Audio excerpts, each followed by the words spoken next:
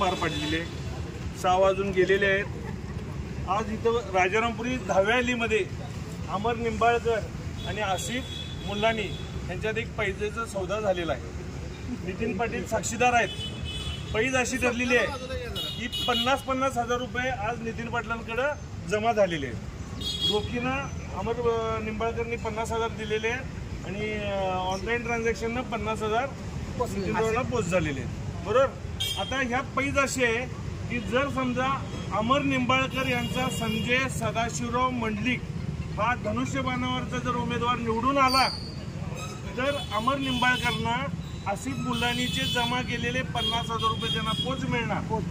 आणि जर आसिफ मुल्लानीने ज्याच्यावर पैसे लावले ते म्हणजे छत्रपती शाहू महाराज यांचा जर उमेदवार निवडून आला तर अमर निंबाळकरांनी नितीन पाटलांकडे ॲडिशनल 50,000 रुपये देऊन नितीन पाटील आसिफ मुल्लानींना 1 लाख रुपये त्यांचे अमर निंबाळकरांच्या याचे पैसे देणार आणि आसिफ मुल्लानीने जे 50,000 रुपये जमा केलेत ते देखील आसिफ मुल्लानींना परत मिळणार।